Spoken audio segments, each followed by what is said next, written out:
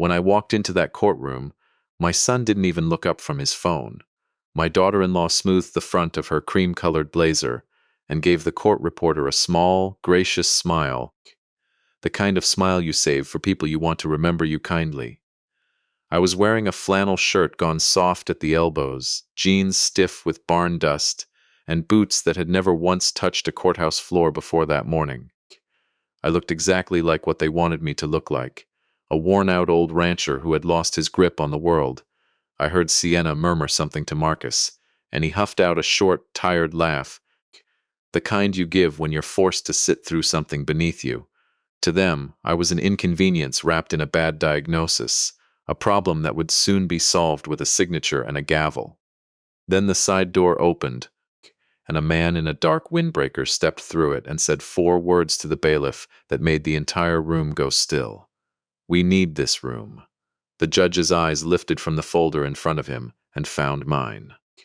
I watched something shift in his face, the color draining out of it in real time, his hand freezing an inch above the gavel.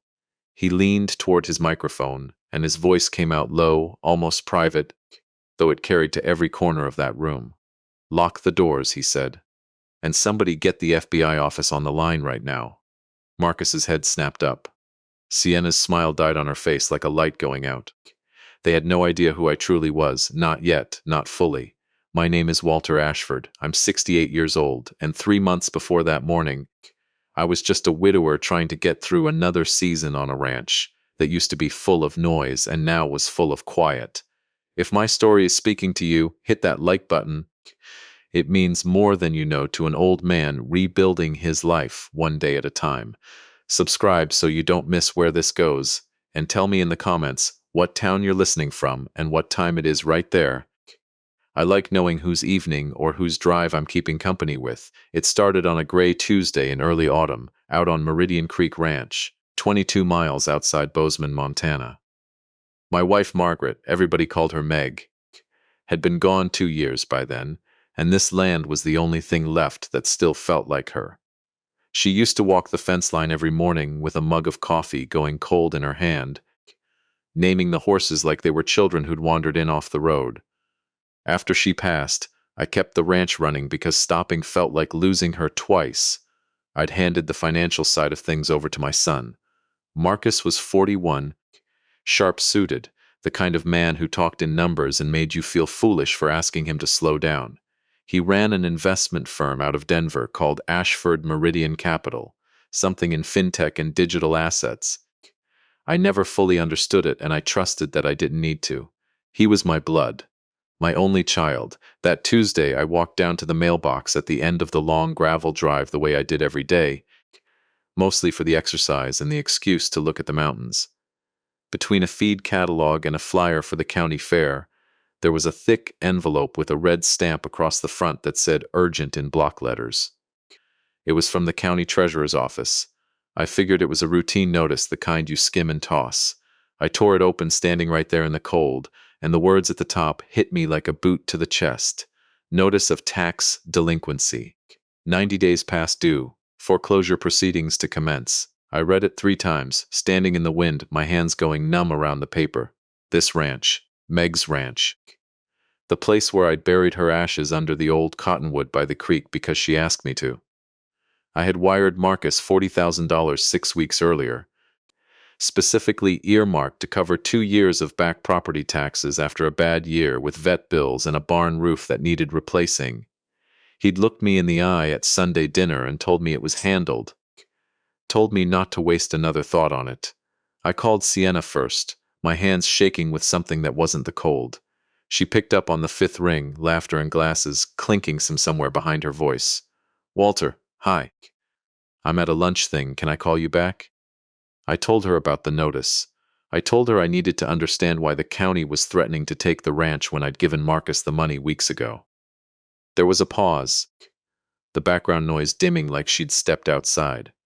"Walter, don't panic," she said, her voice sliding into that syrupy, patient tone people use on children and the very old.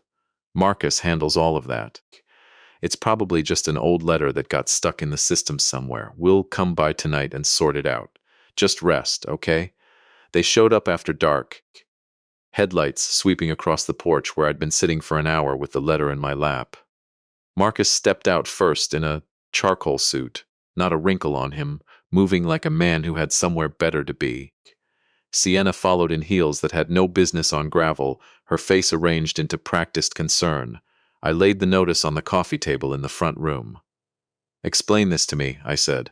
Marcus didn't even pick it up. He sat back on the couch, unbuttoned his jacket, and looked at me with the kind of patience you'd show a confused child. "Dad, you're getting worked up over nothing. I paid that months ago. The county's system is a mess, everybody knows that." "This letter is dated 3 days ago," I said, tapping the paper. "It says no payment received. If you paid it, show me the confirmation. Right now." He glanced at Sienna, and it was there, just for a second, a look that said, "Here we go again." Sienna stepped forward and put a hand on his shoulder like she was steadying a man under siege. "Stop interrogating him. He's doing you a favor managing all this. You've been forgetting things lately. You know that." Her voice dropped, softened into something almost gentle, almost cruel in how gentle it was. "Last week you called me twice asking if Josie's recital was Tuesday or Thursday. 2 days ago you left the space heater running in the tack room overnight. Marcus found it at 6 in the morning, still glowing red. If a bale of hay had been 3 feet closer, Dad, that whole barn goes up. The horses, everything." The room went quiet except for the tick of the old clock on the mantel, the one Meg had wound every Sunday like a ritual. I stared at my daughter-in-law and felt the floor tilt under me. The tack room heater. For one terrible second I doubted myself, tried to remember, tried to feel the shape of that morning in my mind. Then it came back to me clean and certain. I hadn't used that space heater since the spring. I'd unplugged it myself and coiled the cord around it because a horse had spooked at the hum of it once. It had been sitting cold and unplugged in the corner of the tack room for 6 months. There was no possible way I had left it running. A cold clarity moved through me, quiet and absolute. My daughter-in-law was lying to my face, and lying well. I looked at Marcus, at the ease in his posture, the total absence of concern about $40,000 gone missing. Something underneath the grief and the loneliness of the last 2 years sat up and paid attention. They had forgotten one thing about me, or maybe they'd never fully known it. Before Meg and I bought this ranch, before I traded courtrooms for cattle, I spent 28 years as an assistant United States attorney, prosecuting financial fraud, elder exploitation, organized theft rings that preyed on the isolated and the trusting. I had sat across tables from men far smoother than my son and watched their stories fall apart one thread at a time. I knew what a lie sounded like when it was rehearsed. I was listening to one now, dressed up in my own daughter-in-law's voice. Every instinct from those 28 years told me to stand up and demand the truth right there. But a colder, older instinct, the one that used to win convictions, told me something else. If I confronted them without proof, I would only hand them exactly what they needed, more evidence that the grieving old man on the ranch was slipping. So I let my shoulders fall. I let my hands tremble a little more than they already were. "Maybe you're right," I said quietly, staring at the floor. "I don't know. I'm just so tired lately." Sienna's whole posture melted into something warm and victorious. "That's okay, Dad. That's what we're here for." Marcus stood, buttoning his jacket, already checking his phone. "I'll call the county Monday, straighten out their clerical mess. Don't worry about the notice." As they walked out to the car, I stood at the window and watched their taillights disappear down the drive, and I felt something in my chest go cold and still and very, very awake. They thought they'd found a tired old man ready to be managed into the ground. They had no idea they'd just woken something up. Sienna came back the next morning before the sun was fully over the ridge, letting herself in with the spare key, carrying a small amber pill bottle she set on my kitchen counter with a soft, reassuring click. "I talked to Dr. Reyes," she said, pouring me a cup of coffee I hadn't asked for. "He agrees with us. Grief does things to the brain, Walter, especially at your age, especially alone out here. These are just cognitive support supplements. They'll help with the fog, the memory." I looked at that bottle sitting on my counter, and every hard-won instinct from nearly 3 decades of courtroom work told me not to touch it. But she was my son's wife. She was the woman who had cried at my wedding to Meg's memory, when we scattered flowers on the anniversary. The woman who used to send me photos of my granddaughter Josie riding her first pony. I told myself the tax notice had rattled me into paranoia. I told myself I owed my family the benefit of the doubt. I swallowed the pill with my coffee, and Sienna kissed my cheek and left, promising to text every morning to remind me. Within 2 weeks, my body stopped belonging to me. It started as a heaviness behind my eyes, a thick gray fog that settled in by mid-morning and never fully lifted. I used to be up at 5 to feed the horses. By the second week, I was fighting to get out of bed before 10, my legs feeling packed with wet sand. Then the tremors started.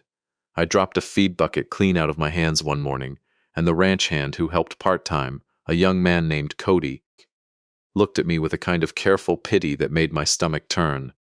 By the middle of the second week, my mind had gone soft at the edges. Thoughts would form clear and then dissolve before I could speak them. I would stand in the kitchen and forget entirely what I'd walked in there to do. But underneath the fog, one thought kept surfacing, sharp as a blade through water: $40,000. The foreclosure notice. Marcus had promised he'd fixed it. I needed to see the bank records myself. One afternoon, I sat down at the kitchen table and pulled the laptop toward me, my hands shaking so badly it took 3 tries to type in the bank's web address. I got to the login screen and stared at it like it was written in a language I used to know. I typed the password I'd used for 5 years, the one built from Meg's maiden name and our wedding year. A sequence burned so deep into my memory it should have come without thinking. Incorrect. I tried a variation. Incorrect. On the third failed attempt, a red banner flashed across the screen. Account temporarily locked due to multiple failed login attempts. Please contact customer service. I called the number with trembling hands, and the automated voice asked for my 4-digit phone PIN, the one I'd had memorized for over a decade. I stood in my kitchen and reached for it and found nothing there, just static where a simple number should have been. I am sorry, that PIN is incorrect. You have 1 attempt remaining. I hung up and sat down hard in a kitchen chair, my chest heaving, sweat cold on my forehead despite the chill in the house. I looked down at my own hands, shaking, useless, and felt something close to terror for the first time since Meg died. I had no way to check if Marcus had actually paid the taxes. I had no way to verify anything, because the very tool I needed, my own mind, was being dismantled 1 dose at a time. Sienna and Marcus had promised these pills would help clear the fog. Sitting there locked out of my own accounts, unable to recall 4 simple digits, a cold and terrible thought sliced through the haze. They weren't trying to help me. They were trying to erase me. I knew the pills were poison in some form or another. But I also knew that if I stopped taking them all at once, they would notice the sudden clarity and panic. So I kept up the performance. Every morning, when Sienna's text came through asking if I'd taken my dose, I would swallow the capsule in front of no one, then slip into the bathroom, dig it out from under my tongue, and drop it down the drain. I let just enough of the accumulated drugs stay in my system to keep my hands trembling when they were watching, my words slow and vague, my eyes a little unfocused. They visited the following Sunday, Sienna carrying a box of pastries from town like an offering, Marcus checking his watch before he'd even crossed the threshold. I was at the counter trying to pour coffee, and my hand shook so badly the mug slipped and shattered against the tile, coffee spraying across the floor. "For heaven's sake," Marcus muttered, not moving to help. "I'm sorry," I whispered, dropping to my knees, gathering the broken pieces slowly, letting my hands shake more than they needed to. Sienna went to get the mop from the hall closet, and in that moment, kneeling on my own kitchen floor, I caught their reflection in the dark glass of the sliding door behind me. Marcus wasn't looking at me with concern. His face had settled into something flat and cold, something close to disgust. He leaned towards Sienna, and though his voice was barely above a breath, the empty kitchen carried it straight to me. "He's basically done," he murmured. "This won't take much longer." Sienna didn't flinch. She didn't defend me. She simply nodded and handed him a paper towel, kneeling there with a shard of ceramic in my hand. Something in me went utterly still and utterly clear. The fog burned away in an instant. replaced by a cold and focused fury I hadn't felt since my last week in a federal courtroom. This won't take much longer. I had spent 28 years listening to men just like him. Men who believed their money and their charm made them untouchable. Men who smiled right up until the moment I laid the evidence on the table and watched that smile die. I had put that version of myself away when Meg got sick. Kneeling on my kitchen floor at 68 years old, I understood that putting him away had been a mistake.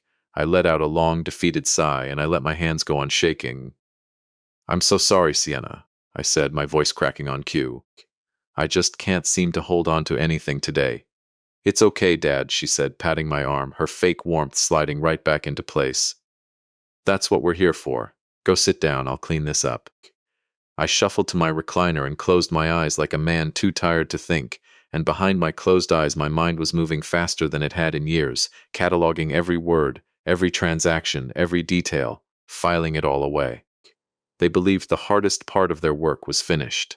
They had no idea the real fight hadn't even started. The next morning I began flushing the pills, for real, every single dose, morning and evening, down the drain. The withdrawal was brutal, deep aching cramps and headaches that pounded behind my eyes for 2 straight days. But on the morning of the 3rd day, the fog lifted clean away, and the mind that had built federal cases against men far more dangerous than my son came back online, sharp and cold and ready.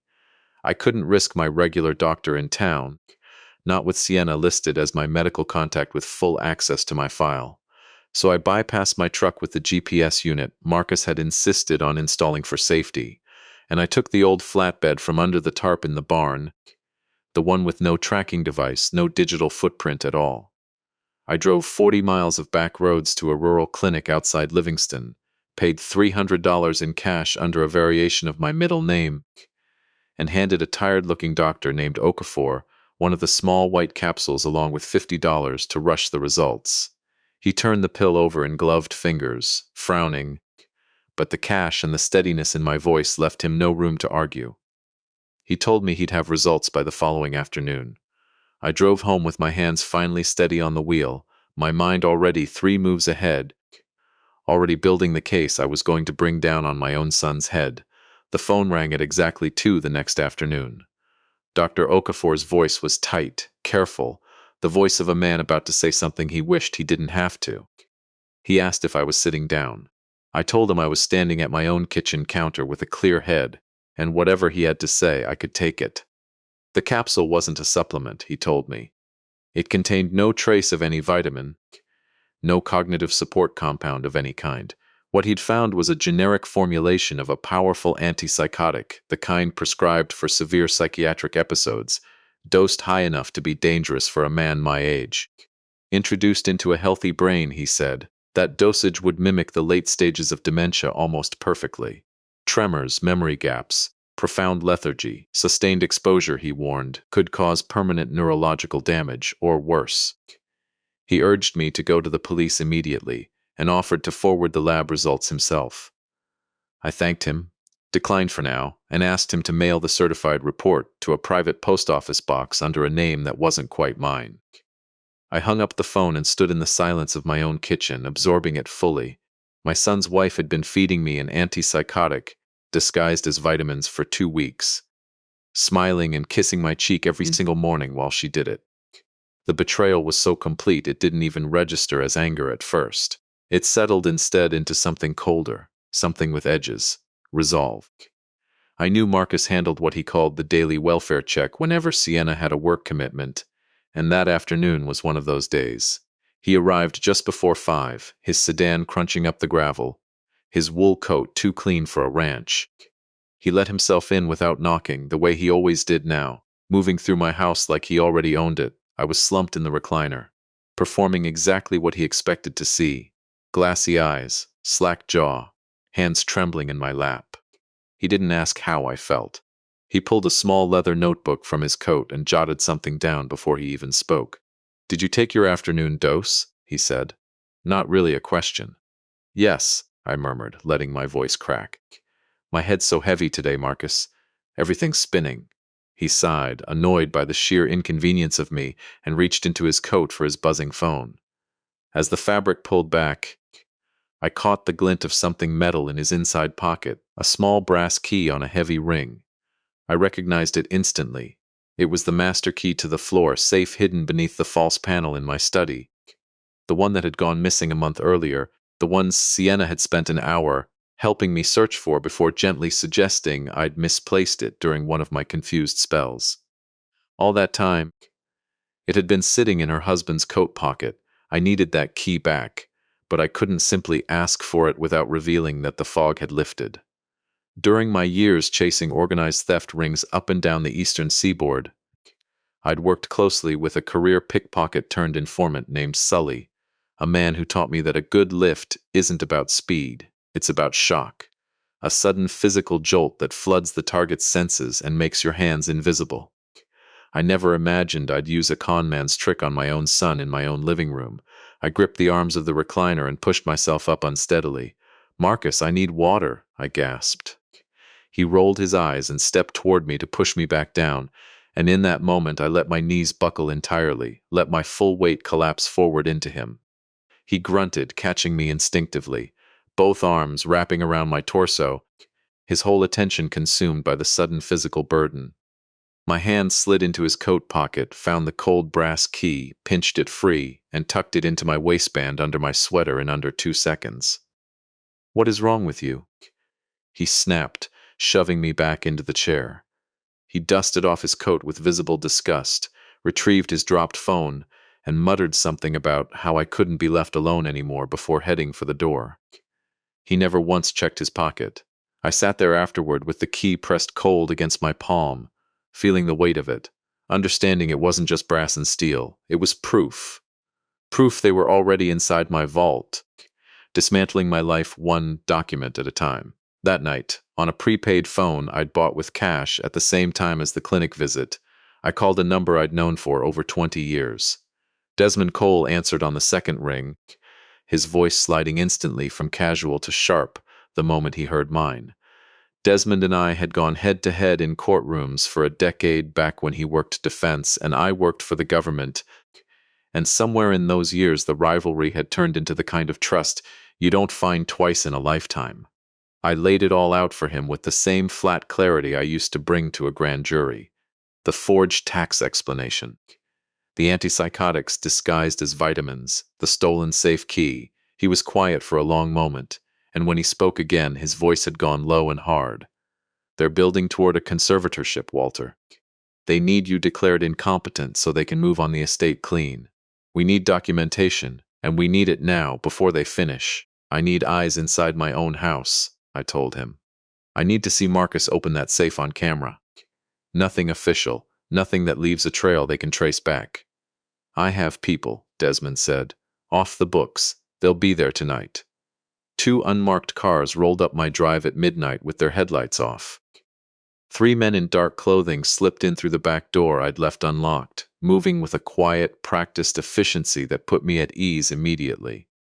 They worked without a word, threading hairline cameras into the crown molding of my study and living room, lenses no bigger than a pinhead, feeds encrypted straight to a server at Desmond's firm. I stood watch by the window, feeling the strange grief of turning my own home, the home Meg and I had built, into a surveillance zone to catch my own son committing a felony. The installation ran long. What should have taken 45 minutes stretched past 90, the old plaster and oak beams fighting every drill bit. At 1:45 in the morning, a small blue light flashed on the motion monitor I kept by the front door, the one I'd installed years ago to track feed deliveries. Someone had just turned onto the property. My stomach dropped. I pulled up the gate camera and watched a pair of headlights creeping up the gravel, moving slow and deliberate to keep the noise down. Sienna's SUV. The tech team was still mid-installation, wires strung across the living room floor, tools scattered on the rug, the mantel panel half detached. There was no possible way to pack up, clean the mess, and vanish before she reached the porch. I understood immediately why she'd come. I hadn't texted my nightly confirmation that I'd taken the pill, and in her mind that silence meant only one thing, that I'd skipped a dose and might be lucid enough to notice something wrong. She was driving out here at 2 in the morning to force it down my throat herself. "We have a vehicle," I whispered to the lead technician. 2 minutes, maybe less. They moved instantly, rolling wire, shoving gear into duffel bags. But the room was still a wreck of plaster dust and misaligned molding. There was no way to finish before her heels hit the porch steps. Out the back window, I told them. Don't stop until you're past the tree line. I'll buy you the time. I threw open the front door and stepped into air well below freezing, wearing only thin cotton pajamas. The shock of the cold was real and immediate, and I let it be real, because it made everything that followed easier to sell. I stumbled down the porch steps barefoot onto frozen gravel, arms wrapped around myself, eyes wide and hollow, wandering directly into the beam of her headlights. Sienna killed the engine and marched toward me, fury radiating off her even in the dark. What are you doing out here, Walter? Get back inside before you catch pneumonia. I looked past her shoulder into the black tree line and raised a trembling hand. Meg, I called out, my voice breaking. Meg, is that you? I can't find the barn keys. It's so cold in the house. Sienna froze mid-step, thrown completely off balance by the depth of the delusion in front of her. I stumbled forward, grasping at empty air, and I watched something victorious settle into her expression, watched her decide the pills had finally done their work. She grabbed my arm hard enough to bruise and hauled me toward the porch. Stop this. Meg is gone. You're confused. Move your feet. I let my body go dead weight, planting my bare feet in the gravel, dragging out every second I could. No, I have to wait for her, I pleaded. She said she'd be right back. There are men in the walls, Sienna. I can hear them. The irony of my own words wasn't lost on me. She yanked me toward the steps, cursing under her breath, and I let myself trip on the top stair and sprawl hard onto the porch boards, gasping in the cold. She kicked my leg. Sharp and impatient, a small cruelty that told me everything about what was really underneath her practiced warmth. By the time she'd hauled me inside and forced a pill onto my tongue, watching my throat closely to make sure I swallowed. The study was dark and silent, the plaster dust swept away, the tech team long gone into the trees. I let the capsule sit trapped in my cheek until her car disappeared down the drive, then spat it into the sink and looked up at the crown molding. A tiny red light blinked once in the dark. The cameras were live. I gave the trap a week to fill itself in. Marcus visited my study twice that I caught on camera. Kneeling on the old Persian rug, lifting the false panel, opening the safe with the copy of the key I'd had cut, and quietly slipped back into his coat during a staged stumble. He photographed everything inside, the deed to the ranch, Meg's jewelry appraisals, the original stock certificates from my prosecutor pension, a leather ledger I'd kept since my last year in federal service, full of case notes I'd never had the heart to destroy. He built, page by page, a complete digital map of everything I owned. Desmond called 2 days later, his voice heavier than I'd heard it in years. His forensic accountants had spent a week pulling apart Marcus's firm, and what they found wasn't a struggling fintech startup. It was a hollow shell. Ashford Meridian Capital hadn't made a legitimate return in 3 years. Marcus had been quietly funneling client funds into something called Blackwell Consortium, a crypto lending operation that Desmond's people recognized immediately because it was already under active federal investigation for wire fraud and racketeering. Marcus didn't just owe Blackwell money. He'd personally guaranteed nearly $12 million in client losses, using collateral he didn't legally have the right to pledge. My ranch, my pension, everything in that safe. He needs your estate on paper to keep Blackwell from coming after him personally, Desmond said.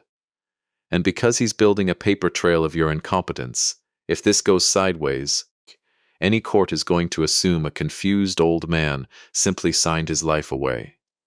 I sat with that for a long moment, looking out at the mountains through my kitchen window, thinking about the young man I used to carry on my shoulders through this same field. My son wasn't just greedy. He was drowning, and he had decided, somewhere along the way, that pulling me under with him was an acceptable price. I knew I could take the footage straight to the sheriff and end it there, but I also knew that Marcus and Sienna, with the right lawyer, could still spin a story about a devoted family managing a declining parent's affairs. I needed them to cross a line so blatant, so undeniable, that no lawyer alive could talk their way around it. I needed to force their hand, and to do that, I needed to threaten the one thing Blackwell Consortium needed most: the ranch.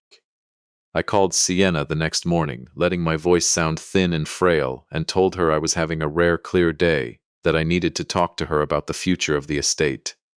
She promised to come by that afternoon. I spent the hours before her arrival setting the stage, hair mussed, coffee poured out and left cold in the sink, a wool blanket draped over my knees in the leather chair positioned squarely in the camera's frame. When she arrived carrying a bag of cheap soup cans, a pathetic prop of concern, I let my eyes well with real tears, drawing on the genuine grief underneath the performance. "Sienna," I said, my voice cracking, "I know what's happening to me. The fog is getting worse every day. Before I lose myself completely, I need to protect what your mother-in-law and I built here." I told her I'd already called my attorney that morning, that the papers were being drafted to sign the entire ranch over to the Montana Land and Legacy Trust the following Monday at 9 a.m., preserving it in Meg's name forever, safe from taxes, safe from anyone. The color drained out of Sienna's face so fast I could see it happen in real time. Her hand froze in midair. "Monday," she stammered. "Walter, you can't. You're not thinking clearly. This is a family decision." I only shook my head gently and told her my mind was made up, that once my signature hit the paper, it was irrevocable. She grabbed her purse and bolted out the door without another word, and I listened to her tires tear down the gravel toward whatever desperate conversation she was about to have with my son. The clock was running now, 48 hours before their collateral vanished for good. They wouldn't wait. They would have to strike. At 8:15 the following morning, 3 sheriff's cruisers and a white passenger van rolled up my driveway in formation, light bars flashing against the frost. 2 people in plain clothes stepped out of the van carrying clipboards. I stood frozen at the kitchen window, watching my carefully built federal case sit useless on an encrypted tablet on my counter, and understood, with a sick drop in my stomach, that they hadn't waited for Monday at all. They'd gone around me entirely, filed an emergency order in secret, and brought the machinery of the state straight to my door. I ruffled my hair, hunched my shoulders, and shuffled to open the door before they could knock it down. The lead deputy handed me a stack of papers stamped by a county judge, an emergency ex parte conservatorship granted without a hearing, without my knowledge, reserved for cases of immediate danger to a vulnerable adult. Behind the deputies, Marcus's sedan skidded to a stop in the drive, and Sienna came running up the porch steps, sobbing into a tissue with award-worthy precision. "I'm so sorry, Dad," she wept, gripping my arm as the deputies escorted me toward the van. "We tried so hard to take care of you at home. We had to protect you from yourself."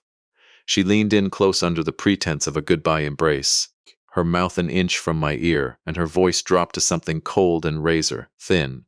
"Don't fight it, Walter. We're in charge now. Go quietly and maybe I'll pick you a nicer facility." They locked me in a transport van and drove me 40 minutes to a secure psychiatric facility on the edge of the county. I offered no resistance, no protest, nothing that could be logged as combative behavior. I let myself be catalogued, let my vitals be taken, let them lead me down a sterile hallway to a locked room with a bed bolted to the floor and no mirror on the wall. What none of them checked, in the pat-down at intake, was the inside pocket of my cardigan, where a small prepaid phone sat pressed silent against my chest, my last and only line back to the world. For the first 2 days, I performed exactly what the forged medical file described: vacant stares, mixed-up dates, trembling hands. I let my body sell the lie that had been built for me, because I understood something about the law that Marcus and Sienna hadn't counted on. Under state statute, an emergency order like this only holds for 72 hours before it requires a full evidentiary hearing to become permanent. I had written that exact provision myself, 25 years earlier, sitting on a state commission tasked with protecting vulnerable seniors from financial predators. I had built the very safeguard my own family was now using as a weapon against me. That night, once the hallway outside my door had gone quiet, I slid the burner phone out from beneath the thin mattress and texted Desmond everything: the facility name, the ex parte order, the forged affidavits I now understood must be sitting somewhere in the case file. His reply came back fast and hard. 72 hours, he confirmed. That gives us a window. Don't file anything yet. Let them believe they've already won. My forensic team has already tied Blackwell Consortium to Marcus's guarantees. We have the footage of him opening the safe. It's airtight, Walter. We will bury them. I lay back on that narrow bed staring up at the ceiling tiles, feeling something close to peace settle over the fury. I was a prisoner in a facility built on laws I had once helped write, stripped of my name, my property, and my freedom on paper, but behind my eyes, nothing had been taken from me at all. I was still exactly who I had always been. And on Monday morning, I was going to walk into that courtroom and remind everyone in it, including my own son, precisely what that meant. The next 2 days tested every ounce of discipline 28 years in federal courtrooms had ever taught me. When the facility psychiatrist came to evaluate me, I answered in slow, tangled half-sentences. I claimed not to know what city I was in. I asked, twice, for Meg. I let my hands shake through every question and refused the cafeteria meals until my face looked as hollow as the fabricated diagnosis required. The doctors nodded along, entirely convinced they were documenting a rapid cognitive collapse, and every note they wrote became one more brick in the wall I was quietly building to bring down on my son's head. Sienna visited Sunday afternoon, carrying a bouquet of grocery store carnations and a face arranged into practiced sorrow. She sat beside my bed and spoke to me the way you'd speak to a small child lost in a crowd. Told me not to worry about the ranch, assured me Marcus had everything handled. I let a thin line of drool sit at the corner of my mouth and murmured something incoherent about the horses needing feed. She patted my hand, smiled that cold, satisfied smile, and left convinced her inheritance was secured. She had no idea she had just walked into the final hours of her freedom. Monday morning came in cold and gray, the kind of overcast Montana sky that presses down on everything beneath it. An orderly handed me a bag of clothes Sienna had supposedly packed and sent from the ranch, and when I opened it, I understood the message instantly. Instead of anything resembling dignity, she'd sent a faded flannel gone soft at the collar, jeans stiff with old barn dust, and boots I hadn't worn since before Meg passed. She wanted me walking into that courtroom looking exactly like a man who had lost his grip on reality and his hygiene along with it.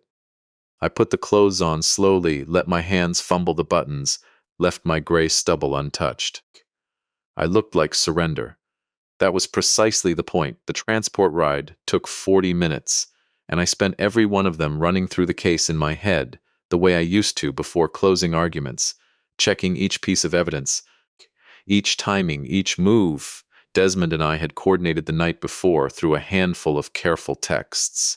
The van pulled into the loading dock behind the county courthouse, and deputies walked me through cold institutional hallways past holding cells and busy clerks until we reached the heavy wooden doors of courtroom 4. I kept my eyes on the floorboards as we stepped inside, my peripheral vision taking in everything at once. Marcus sat at the plaintiff's table in a tailored charcoal suit, practiced somberness fixed on his face. Beside him, Sienna wore navy, the color of responsible daughters-in-law everywhere, dabbing at dry eyes with a folded tissue. They'd hired a sharp litigator from a downtown Denver firm, a tall man with slicked hair and a silk tie, who radiated the confidence of someone who had never once lost an uncontested hearing. I was guided to the defense table, where I sat down heavily and placed my battered hat in front of me, letting my shoulders curve forward, my chin drop toward my chest. The bailiff called the room to order, and everyone stood except me. I remained slumped, playing a man too far gone to understand basic courtroom protocol, and the deputy behind me nudged my shoulder gently, patiently, the way you'd wake a sleeping grandfather. Judge Everett Hale took the bench, a stern man in his 50s with sharp glasses and graying hair, and looked down at me with the careful professional sympathy of a man who had presided over 100 cases, exactly like this one, and expected this to be the 101st. The opposing counsel launched into his opening with the smooth, rehearsed cadence of a lawyer who has never once had to fight for a ruling. He described tragic, unavoidable circumstances. He held up a thick binder and walked the judge through forged medical affidavits, 2 out-of-state neurologists who had never examined me in person, describing violent paranoia, memory collapse, wandering into sub-freezing temperatures. He played on a monitor rolled beside the witness stand. The footage Sienna had recorded of me barefoot on the frozen gravel calling out for my dead wife. The judge watched it with visible sorrow settling into his features. As you can see, Your Honor, the lawyer said, closing his binder with practiced solemnity, my client's father is a profound danger to himself. We respectfully request the court grant Marcus Ashford full and permanent conservatorship over his father's estate to protect him and preserve the family legacy. Marcus reached over and squeezed Sienna's hand. She dabbed at a single manufactured tear. The courtroom fell into that particular silence that waits for a broken man to break further. I kept my head down and let them have their moment, let the false victory settle fully into their bones. Because the deeper they believed they had won, the further they had to fall. Judge Hale let out a long breath and reached for his gavel. Mr. Ashford, he said, his voice gentle, deliberate. The tone you use with someone you believe can barely follow you. I know this can be frightening. I need you to look at me, sir. So I know you understand what's happening here today. I let 3 full seconds pass before I lifted my head. I let my spine straighten. I set my hands flat on the table and let the fabricated tremor stop cold, and I raised my eyes to meet his directly across the courtroom. The change in Judge Hale was instant and violent. The gentle sympathy drained out of his face in a heartbeat, replaced by something close to shock. His hand froze an inch above the gavel, and he stared at me the way you'd stare at a ghost, standing in broad daylight. He took off his glasses with a shaking hand, blinked hard, and put them back on as though testing whether the image in front of him would change. My God, he said, his voice thin, carrying without the microphone. Is it really you? The Denver litigator frowned, glancing between the judge and me, his confidence cracking for the first time all morning. Your Honor, is everything all right? Should we call for a medical evaluation of the respondent? Judge Hale didn't even look at him. His eyes stayed locked on mine. You're Walter Ashford, he said, forgetting entirely to address me as Mr. Caldwell or respondent or anything but the name that mattered. The Walter Ashford, yes. Everett, I said, and my voice came out the way it used to in front of a jury, deep, level, carrying its own weight. It's been a long time. Sienna made a small strangled sound beside her husband. Marcus went rigid in his chair, the confident set of his jaw dissolving in real time. The litigator's mouth opened and closed without producing a single word, entirely unprepared for a helpless old man to speak with a voice like that. Your Honor. The litigator tried again. We have sworn medical affidavits establishing. Sit down, Judge Hale said, and the fury in those 2 words silenced him instantly. He turned to address the room, though he was speaking directly at the lawyer. 25 years ago, I was a second-year public defender about to lose my license over a mistake that wasn't fully my fault, and a system that had no patience for explanations. This man spent 3 weeks of his own time helping me build a defense I had no right to expect from a federal prosecutor. He didn't just save my career, he taught me what the law is actually for. He looked back at me, something between reverence and disbelief still written across his face. You wrote the exact ex parte provision they used to strip his rights on Friday. Are you telling me, counselor, that the man who authored this state's elder protection statute has lost his mind? The litigator took a visible step back from the table, his composure cracking open. He looked down at his binder of forged records, then at Marcus and Sienna, silently demanding an explanation neither of them had ready. I let the silence hang a moment longer, then reached down and let the battered hat fall from my hand to the floor.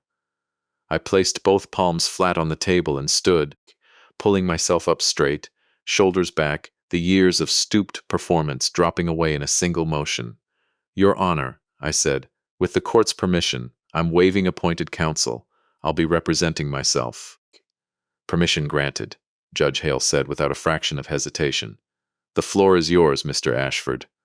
Right on cue, the double doors at the back of the courtroom swung open, and Desmond Cole strode in with 2 paralegals wheeling a trolley stacked with bankers' boxes, the wheels squeaking against the polished floor. He walked the entire length of the aisle without so much as glancing at the plaintiff's table, and set the trolley beside me with a single grim nod. The petition before this court, I said, my voice cutting through the room, is not a tragic plea to protect a declining father. It is the final act of a coordinated fraud designed to shield my son from a $12 million exposure to a criminal enterprise currently under federal investigation. I turned toward Marcus. His face had gone the color of old paper. Opposing counsel presented sworn affidavits from 2 out-of-state neurologists, I continued. What he doesn't know is that my legal team subpoenaed both physicians yesterday evening, facing federal perjury charges and the loss of their medical licenses. Both confirmed they were paid $50,000 each to sign blank affidavits they never verified with an examination. I reached into the first box and set a thick stack of financial records on the edge of the bench, then pulled a small clear evidence bag from my pocket and held it up. These are the pills my daughter-in-law disguised as cognitive supplements for 2 weeks. An independent toxicology report confirms an unprescribed antipsychotic dosed to mimic the exact symptoms my son's medical team then used to petition this court. Sienna let out a strangled sob and pressed both hands over her mouth. I moved to the tablet Desmond had connected to the courtroom monitor. The medical fraud was only the key. What it unlocked was worse. The screen filled with the surveillance footage from my study. Marcus kneeling on the rug, lifting the false floor panel, opening the safe, photographing every deed and certificate inside with methodical patience. The courtroom sat in dead silence as it played. This footage shows my son committing burglary in my own home to build a digital replica of my entire estate, which he then used to forge my signature on loan guarantee documents, pledging my ranch and my pension against a shadow debt to Blackwell Consortium, a crypto lending operation already under active FBI investigation for wire fraud and racketeering. I pulled the forged loan documents from the second box and laid them beside the footage still frozen on the screen. He owes them just under $12 million. Friday's emergency filing was his last chance to transfer my assets before that debt came due. The Denver litigator snapped his briefcase shut and began edging toward the aisle, wanting no further part of what was unfolding. Marcus sat frozen, staring at his own image, looping silently on the monitor, his hollowed-out eyes fixed on the undeniable proof of his own hand in the safe. Sienna clawed at the collar of her blazer, gasping for air that didn't seem to be reaching her lungs. Judge Hale's face had shifted entirely, sympathy replaced by a controlled, burning anger. He reached for a folder his clerk had quietly slid onto the bench and studied it for a long moment before looking up. "Mr. Ashford," he said slowly, "before you arrived this morning, my clerk received an inquiry from the Federal Bureau of Investigation regarding an active racketeering case that names Ashford Meridian Capital as a subject entity. Given what you've just entered into this record, I think it's time we brought them into this room directly." He turned to the bailiff. "Lock the doors. Get the FBI field office on the line. Tell them we have their subject sitting right in front of us." The room seemed to hold its breath as the heavy doors were secured. 20 minutes later, a woman in a dark windbreaker walked in flanked by 2 agents, moving with the calm, unhurried authority of someone who had been waiting a long time for exactly this moment. She introduced herself as Special Agent Priya Nadeem, and when her eyes landed on me, something flickered across her face, recognition layered under professional composure. "Walter Ashford," she said, almost to herself. "I sat through your fraud seminar at Quantico back in '98. You told us the hardest cases weren't the strangers. They were the ones sitting at your own dinner table." She turned to Judge Hale. "Your Honor, we've had an open investigation into Blackwell Consortium for 14 months. Marcus Ashford's guarantees are the single largest piece of collateral fraud we've identified in the entire network. We'd like to take him into federal custody today." Judge Hale nodded once. "The court has no objection." He looked toward the defense table where Marcus sat as though the floor had opened beneath him. "The emergency conservatorship filed against Walter Ashford is hereby revoked in full, declared void from its fraudulent inception.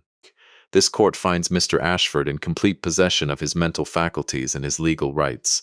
He turned to the deputies. "Take Marcus and Sienna Ashford into custody. Charges to include elder abuse, forgery, fraud upon this court, and the administration of a controlled substance without consent." Marcus lunged for the aisle the moment the words left the judge's mouth, some final animal instinct overriding whatever composure he had left. He made it barely 10 feet before Agent Nadim's team intercepted him, guiding him to the floor with practiced ease, the cuffs closing with a sharp metallic click that seemed to echo off the vaulted ceiling. Sienna simply folded into her chair, sobbing, offering no resistance at all, as a deputy read her rights aloud in a flat, procedural voice. I stood at the defense table and watched it happen, feeling no triumph, only the quiet, exhausted weight of a war finally over. Desmond stepped up beside me, arms crossed, and gave me a single nod that carried the whole history of everything we'd built together in the last 6 weeks. In the corridor outside, deputies were walking Sienna toward the transport elevator when she twisted free of their grip and dropped to her knees directly in my path, her cuffed hands grasping at my boots. "Dad, please," she sobbed, though I had never once heard her call me that word, with anything but calculation behind it. "I'm your family. You can't let them take me." I looked down at her, at the mascara running in dark lines down a face that had smiled at me over coffee while poisoning it. I felt nothing move in my chest. "You lost the right to that word the morning you handed me that pill bottle," I said quietly, and I stepped past her without breaking stride, the sound of her sobbing fading behind the heavy steel doors of the elevator. The months that followed moved with the speed the law reserves for cases built on undeniable evidence. Marcus pled guilty to wire fraud, forgery, and conspiracy under a federal cooperation agreement, receiving 11 years and forfeiting what remained of his firm to restitution for Blackwell's victims.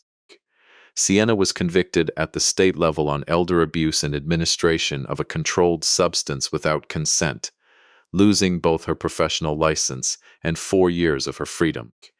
The empire they'd tried to build on my confusion collapsed into exactly the ruin they'd tried to build for me. I went home to Meridian Creek Ranch in early winter, the fields already dusted white, the horses waiting at the fence line the way they always did. Desmond helped me place the ranch and the bulk of my estate into an irrevocable trust in Meg's name, one that funds legal defense for elderly victims of exactly the kind of conservatorship fraud I had nearly fallen victim to myself. I made certain the law I had once written to protect people like me could never again be twisted into a weapon against them. Otis Renner, my neighbor down the road, a widower himself and an old hand who'd watched the whole ordeal unfold from his porch, with a shotgun leaned casually against the doorframe just in case, started coming by most evenings for coffee. The two of us sitting on the porch the way Meg and I used to, watching the light change over the ridge. He never once asked me to explain myself. He just showed up, which mattered more than most explanations ever could. Josie, my granddaughter, 10 years old and entirely unaware of the depth of what her parents had done, came to stay with me every other weekend once the custody arrangements settled, a kindness the court granted because even a broken family deserves the chance to heal what can still be healed. One evening in early spring, she sat beside me on the porch steps, swinging her legs, watching the horses graze, and asked me, in the plain, unfiltered way only a child can manage, whether I was still angry at her mom and dad. I thought about it for a long moment before I answered her honestly. "Being angry doesn't fix anything, Josie," I told her. "But forgiving somebody and trusting them again aren't the same thing. You can let go of the anger and still lock the door." She thought about that for a while, watching the sun sink behind the mountains, and then she said something that stuck with me longer than anything the lawyers or the judge had said in that whole long ordeal. "Grandpa Otis says the strongest fences aren't the ones that keep bad things out. They're the ones that remind you where home actually is." I looked out over the ranch Meg and I had built with our own hands, the ranch that had nearly been stolen out from under me by my own blood, and I understood that my granddaughter, without meaning to, had said the truest thing anyone had said to me in months. Betrayal so often wears a familiar face, the face of someone we raised, someone we trusted with our own quiet vulnerability. We spend our lives building something to leave behind, only to learn that the real inheritance isn't the land or the money at all. It's the boundaries we finally find the courage to hold. An old man may look tired in the shade of his own porch, but his mind can still be sharper than the men circling him ever imagined. And the truth, given enough patience, always finds its way into the light. If this story kept you with me until the very end, hit that subscribe button and let me know down in the comments how you would have handled Marcus and Sienna. I read every single one, and it means the world to know this story reached you.